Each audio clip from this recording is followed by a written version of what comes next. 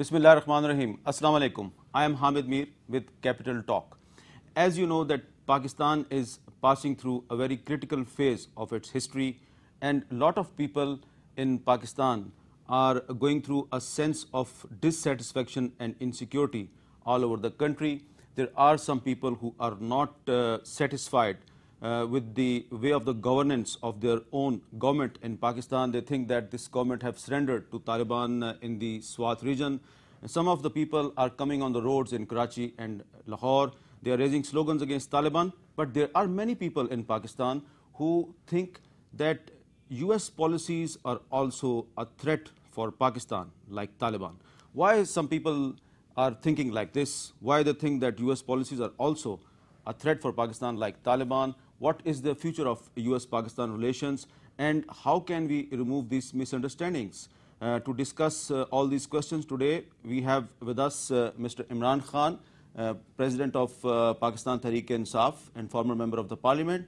And we also have Mr. Brian Katulis. He is a senior fellow for Center for American Progress, and he have also worked for the US State Department and Defense Department. First of all, I will start with Imran Khan. Imran, you have recently written an article published in the news April 23, 2009, and you have criticized the US policies, and you think that US is also becoming a problem for Pakistan. But don't you think that the next terror attack on United States may come from Pakistani tribal areas, and that's why US is putting pressure on Pakistan to do more against Taliban?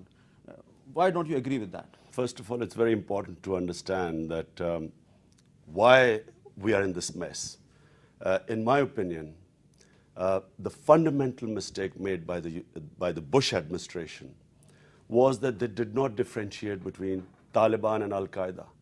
Now, Taliban do not have the capacity. They cannot have the capacity.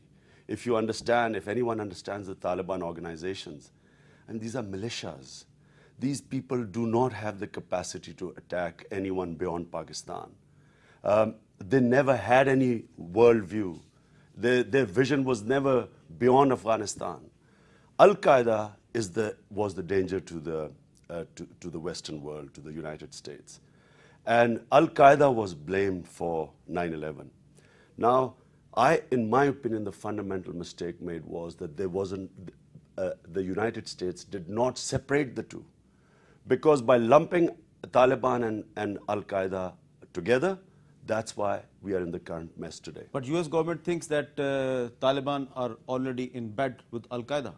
But my enemy's enemy is my friend. If in the beginning this mistake was not made, and efforts were made to isolate Al-Qaeda, and there was every evidence that Al-Qaeda was being isolated. There was a meeting, I never forget this, just before. Remember, the Bush administration attacked Afghanistan under 4 weeks after 9/11. And just before the attack, there was a meeting of the anti-Taliban commanders in Peshawar. And they recommended to the US, do not attack Afghanistan. Give us time. The Taliban are imploding. And the Taliban Shura meets in Kabul and recommends to Osama bin Laden to leave Afghanistan. So had more pressure been applied, this wedge would have been created. Today we are in a situation where they've been lumped together. Not just them now. Taliban and Pashtun nationalism has morphed.